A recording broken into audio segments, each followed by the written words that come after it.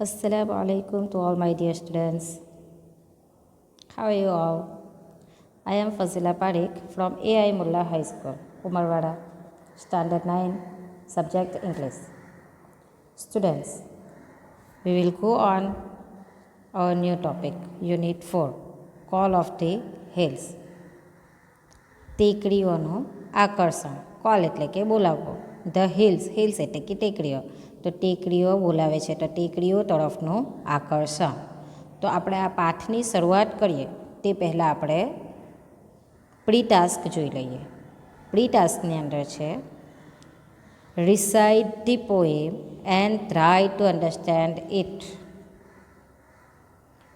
Poem વાંચો, સમજો અને સમજવાનો પ્રયત્ન કરો. I had a dove and sweet dove died. I had a dove. Dove એટલે કે કબૂતર. ડવ એટલે કે કબૂતર. સ્વીટ ડવ એટલે કે મીઠું કબૂતર. ડાઈડ એટલે કે મૃત્યુ.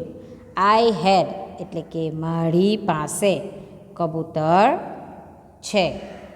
And the sweet dove died અને મીઠું કબૂતર મૃત્યુ થઈ ગયું. And I have thought it died of grieving. Thought એટલે કે વિચારવું. ડાઈડ એટલે કે મૃત્યુ. ગ્રીવિંગ એટલે કે ઉદાસ થવું, ઉદાસીથી. સોળો એટલે કે દુઃખથી, ઉદાસીથી. બેમાંથી કોઈ પણ એક કારણ એટલે કે એન્ડ આઈ હેવ થોટ અને મેં વિચાર્યું. It died of grieving. શાયદ તે ઉદાસીથી મળી ગયું. શાયદ તેને કંઈક દુઃખ હશે, તેના કારણે તે મૃત્યુ પામ્યું. O what could it grieve for. Grieve એટલે કે દુઃખ, ઉદાસી. તે શેના માટે દુઃખ કરી શકે એમ? પક્ષી છે, કબૂતર એમ, તો તેને શું દુઃખ હોઈ શકે? આપણને બધાને દુઃખ છે લાઈફની અંદર? નથી ને? કે છે? ઓકે, તો શું કહે છે કે માણસને દુઃખ હોઈ શકે, પણ એ તો પક્ષી છે એમ. What could it grieve for. એને શેનું દુઃખ હોઈ શકે? એ શેનું દુઃખ કરી શકે? જુઓ, it feets where tied with a silken thread of my own hands weaving. તેના પગ બાંધી દેવામાં આવ્યા હતા. ઇટ ફીડ વેર ટાઈડ એટલે કે તેના પગ. ફીડ એટલે કે પગ. ટાઈડ એટલે કે બાંધી દેવું એકદમ. શેનાથી? એટલે કે with a silken thread of my own hands weaving. Silken thread એટલે કે વણાટ, રેશમી દોરો. વ્યુવિંગ એટલે કે ગૂંથેલો. તો શું કહે છે? મારા પોતાના હાથના વણાટના, મારા પોતાના હાથથી ગૂંથેલા રેશમી દોરાથી તેના પગ બાંધી દેવામાં આવ્યા હતા. Sweet little red feet. Sweet એટલે કે મીઠું, લિટલ એટલે કે નાના, અને રેડ ફીટ એટલે કે લાલ પગ. મીઠા નાના લાલ પગ. વાય શુડ યુ ડાય. તમે કેમ મળી જશે? તે કેમ મળી જશે એમ? એના પગ તો મારા એની અંદર બાંધેલા હતા, પછી શું કરવા માટે એ મળી જશે એમ?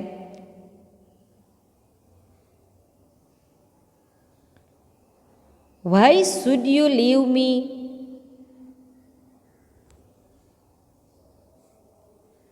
લીવ મી એટલે કે છોડી દેવું. લીવ એટલે કે છોડવું.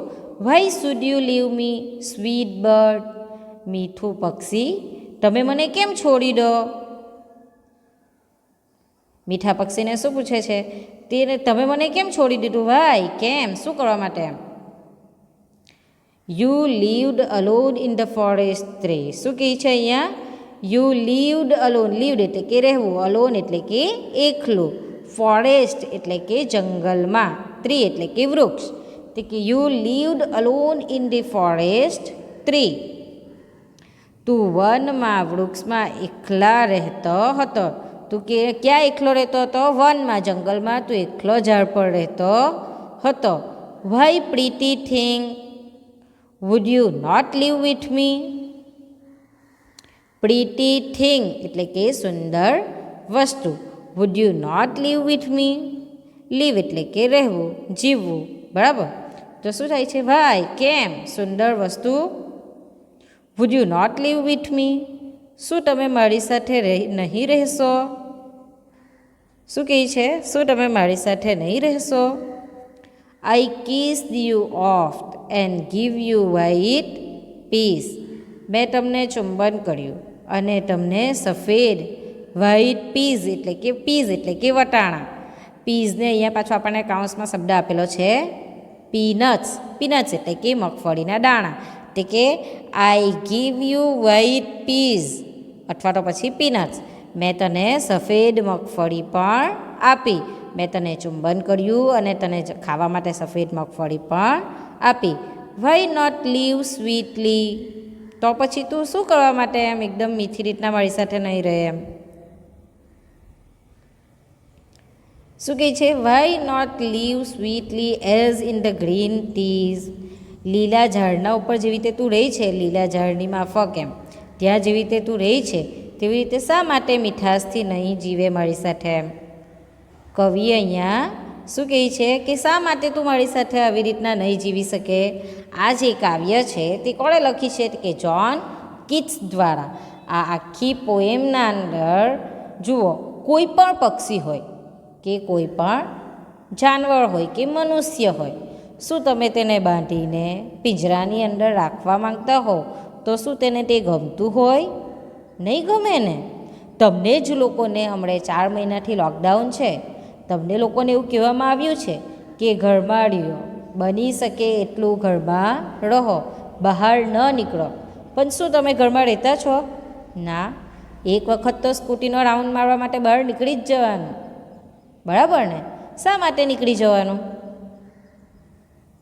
કારણ કે આપણને ગોંધાવાનું ગમતું નથી. આપણે જ્યારે સ્કૂલની અંદર હોઈએ ત્યારે પણ 2 પીરિયડ પૂરો ક્યારે થશે અને ક્યારે રિસેસ પડશે ને અમે નાસ્તો કરીશું? આવું શા માટે આપણને થાય? કારણ કે મેડમનું લેક્ચર સાંભળીને આપણે શું થઈ ગયા હોઈએ? બોર. તેથી આપણને પણ બહાર નીકળવાનું મન થાય ને. તો આ તો પક્ષી છે, મૂંગું પક્ષી છે, જે બોલી પણ નથી શકતું. બોલે છે પણ આપણે એની ભાષા સમજી નથી શકતા. સમજી શકીએ છીએ?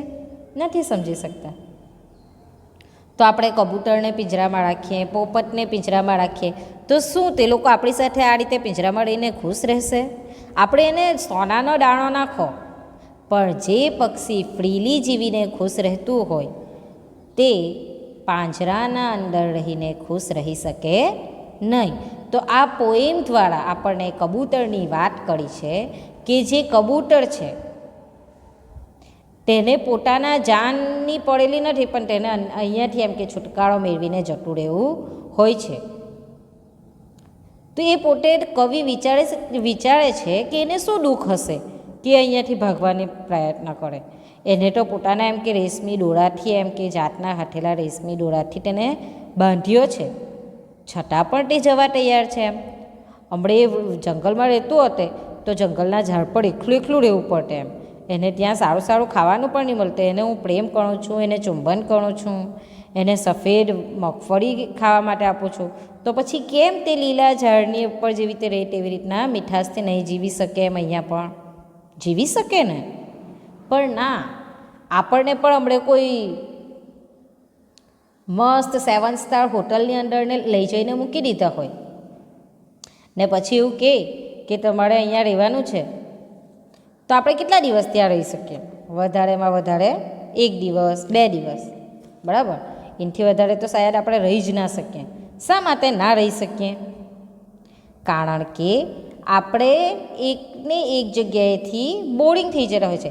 આપણે આપણા ઘરથી કેમ નથી બોર થતા? ઘરેથી પણ સમટાઈમ બોર થઈ જાય છે. તો આપણને એવું થાય છે ને કે લાવ જરાક પાર્કમાં જઈને આવું, લાવ જરાક મારી ફ્રેન્ડના ઘરે જઈને આવું. શા માટે એવું થાય છે? કારણ કે આપણે ઘરની અંદર એક ધારું આપણે કોઈ પણ કાર્ય કરી શકતા નથી. તો આ બિચારું કબૂતર હોય કે પોપટ હોય, શા માટે પિંજરાની અંદર એક ધારું રહે? ના, એને પણ કમ્ફર્ટેબલ જીવન જોઈએ, એને પણ પોતાની રીતે જીવવાનો હક છે, જેવી રીતના આપણને છે કે નહીં? આપણને છે ને? આપણા મનની મરજી મુજબ ખાઓ, મનની મરજી મુજબ ફળો, તો પછી પક્ષીને કેમ નહીં, પ્રાણીને કેમ નહીં?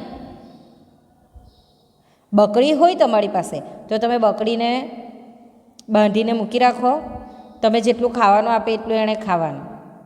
શા માટે એને છુટ્ટી મૂકવામાં નથી આવતી? તો એને પણ હક છે એની રીતે જીવવાનો. તો આ પોએમના અંદર જ્હોન કીટ્સ, આ પોએમના લેખક કોણ છે? ઇંગ્લિશ રાઇટર જ્હોન કીટ્સ, જે ઘણા મોટા રાઇટર છે, તેમના દ્વારા આ પોએમ લખવામાં આવી છે. અને આ પોએમના અંદર એટલું જ આપણને આ પ્રી ટાસ્કના આધારે આપણે પાઠના અંદર પણ સેમ આ જ મુકાયેલું છે, એક પ્રાણી વિશે છે તે. ને આ પોએમના અંદર પણ આપણને એક કબૂતર જે દુઃખી રહી છે. શા માટે દુઃખી રહી છે? મૃત્યુ પામે છે. શા માટે? એને શું દુઃખ હોય? એક પક્ષી છે, પક્ષીને શું દુઃખ હોઈ શકે? આ રીતનું હોય છે. હવે જે આપણે આ પોએમ જોઈ તેના આધારે આપણે true and false, now mark true or false. તો અહીંયા તમારે શું કરવાનું છે? જવાબ આપવાના છે જાતે. The dove was living a comfortable life. કબૂતર જે છે તે કેવી જિંદગી જીવતો હતો? કમ્ફર્ટેબલ જિંદગી જીવતો હતો. પિંજરાની અંદર શું એ કમ્ફર્ટેબલ જિંદગી જીવી શકે? શું આવશે? ટ્રુ કે ફોલ્સ? ફોલ્સ આવશે ને. નહીં જીવી શકે, કોઈ નહીં જીવી શકે. આપણને પણ હમણાં એક પિંજરાની અંદર મૂકી દીધા હોય તો શું આપણે જીવી શકીએ? ના.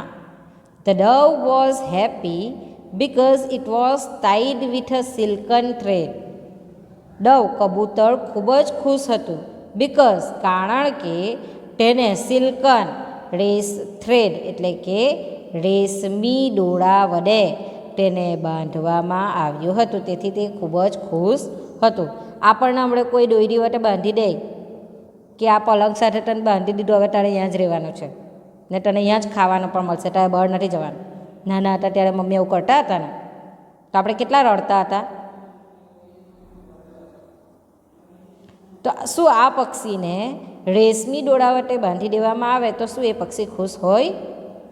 તો અહીંયા આપણે શું છે કે પક્ષીને મતલબ કબૂતરને ખુશ હતું કારણ કે તેને રેશમી દોરા વડે બાંધવામાં આવ્યું હતું. શું આવશે?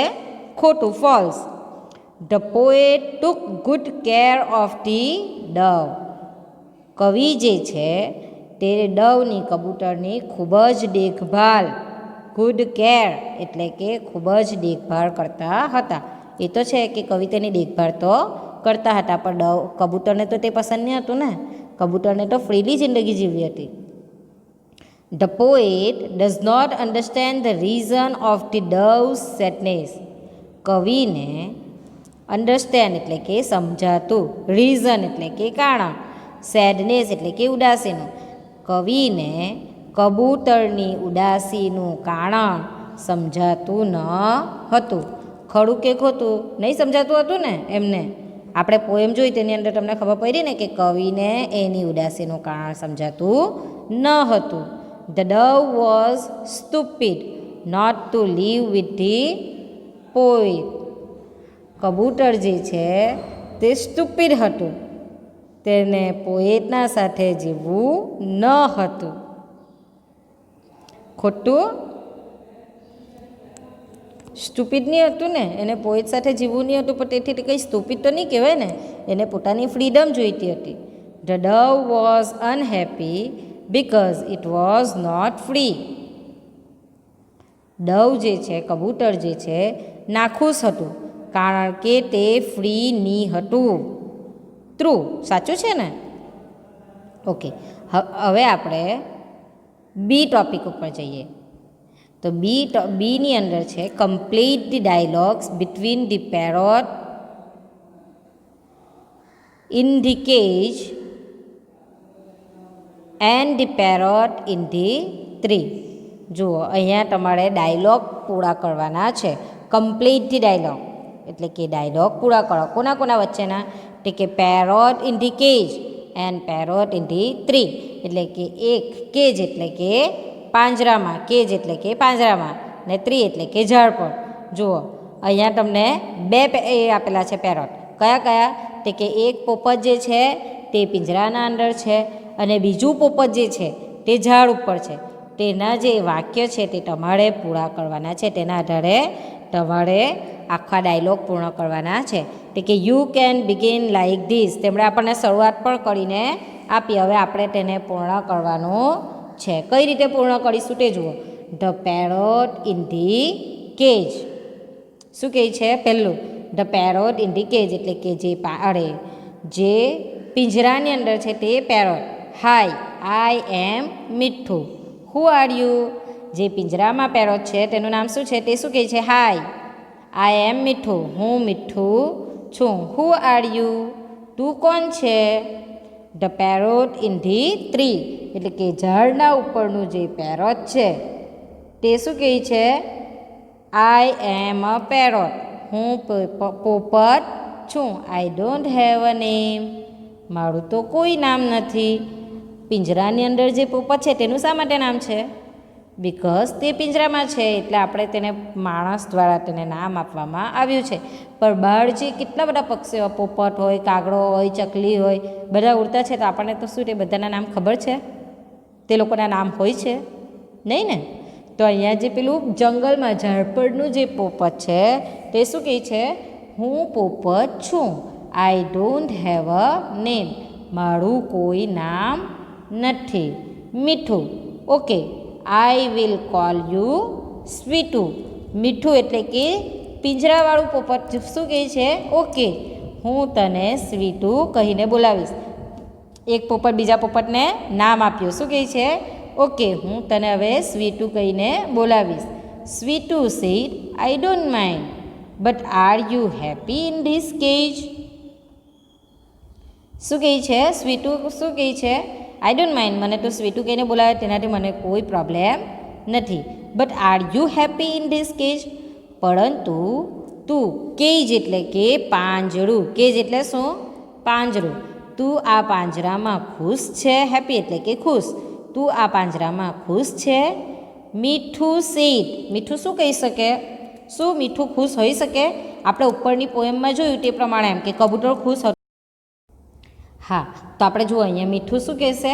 આ પેલા સ્વીટુએ શું કહ્યું કે મને કોઈ પ્રોબ્લેમ નથી, તું મને સ્વીટું કહે તો. બટ શું તું અહીંયા પિંજરાની અંદર ખુશ છે? તો શું કહેશે મીઠું?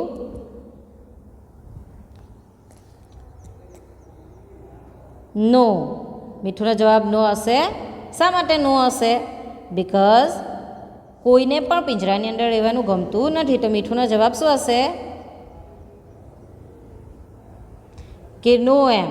મને પિંજરામાં રહેવાનું ગમતું નથી. તો શું હશે? No. I do not like living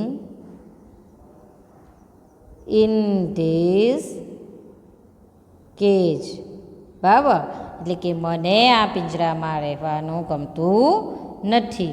તો એને શું પૂછે છે Sweetu? Will you come with me in the forest? તો શું તું મારી સાથે એમાં આવવા માંગે છે? Mithu said, what will we do in the forest? આપણે જંગલમાં શું કરીશું? Sweetu said, we will fly. શું કહે છે? We will fly from tree to tree. We will fly from tree to tree. એક ઝાડ પરથી બીજા ઝાડ પર કૂદીશું. બીજું શું કરીશું? We will eat what we like. એટલે કે જે આપણને જે ખાવું હશે, આપણને જે ગમતું હશે તે આપણે ખાઈશું. We will be free to leave the way we want to. આપણે એકદમ ફ્રી છે. શેના માટે? જેવી રીતના આપણે જીવવું હોય તેના માટે. જુઓ, હમણાં તમને પણ એમ કે એવું કહેવામાં આવે કે લોકડાઉન ખુલી ગયું, સિનેમાઘરો ખુલી ગયા, હોટલો ખુલી ગયા, તો આપણે હમણાં લોકડાઉનમાં બેઠા બેઠા શું કરીએ? જોની જેવું ખુલે ને તેવું મેં તો રોઝ ગાર્ડનમાં ખાવા જવાની છું, ડોમિનોઝમાં ખાવા જવાની છું, મેકડોનલ્ડ્સમાં જવાની છું, એક્સેટ્રા એક્સેટ્રા કરીએ ને. પછી ત્યાં ફરવા જવાની છું, દિલ્હી ફરવા જામ, પૂના ફરવા જામ, ગોવા ફરવા જામ, એક્સેટ્રા એક્સેટ્રા. આપણે કેટલા બધા પ્લાન બનાવી કરીએ ઘરમાં બેઠા બેઠા. પછી ભલે ને જાય નહીં જાય એ બે નંબરની વાત છે. તો અહીંયા પણ મીઠું શું કે મીઠું પૂછે છે સ્વીટુને કે આપણે જંગલમાં જઈને પછી શું કરીશું? તો તો શું જવાબ આપે છે? We will fly from tree to tree. એક ઝાડ પરથી બીજા ઝાડ પર આપણે ઉડીશું. We will eat what we like. આપણને જે ગમતું હોય તે આપણે ખાઈશું. પછી ત્રીજું શું કહે છે? What will be free to leave the way we want to. આપણને જેવી રીતે જીવવું છે તેવી રીતના આપણે જીવી શકીશું. Mithu said, I am ready. Open the cage like this. So the trick. જુઓ મીઠું શું કહે? હું તૈયાર છું. Open the cage like this. હું તને બતાવું. શોઝ ધી ટ્રિક્સ એટલે કે તે મીઠું તેને ટ્રીક બતાવે કે કઈ રીતે સ્વીટુએ કેજને એટલે કે પાંજરાને ઓપન કરવાનું છે. નાવ વોટ વિલ હેપન. હવે તો પાંજરું ખુલી ગયું. હવે શું થશે? તે કે પાંજરું ખુલી ગયું એટલે હવે શું થશે? સ્વીટુ શું થશે? Sweetu open the cage. પહેલાં તો સ્વીટુએ કેજ ઓપન કર્યું. પછી શું કરશે? તે કે બોટ ધી પેરટ. બંને પેરટ શું કરશે? ફ્લાય અવે ઇનટુ ધી ફોરેસ્ટ. આવું કરશે તે લોકો. પહેલાં તો સ્વીટુને બતાવ્યું તે પ્રમાણે હવે શું થશે? તે કે નાવ વોટ વિલ હેપન. હવે શું થશે એમ? તે કે સ્વીટુ ઓપન ધી કેજ. જેવી રીતના મીઠુએ ટ્રીક બતાવી તેવી રીતના સ્વીટુએ કેજને ઓપન કરી લીધું. અને હવે બોથ ધી પેરટ ફ્લાય અવે ઇનટુ ધી ફોરેસ્ટ. કે બંને પોપટ જંગલના તરફ ઉડી જશે. બરાબર. આપણો પ્રી ટાસ્ક અહીંયા પૂર્ણ થઈ ગયો છે.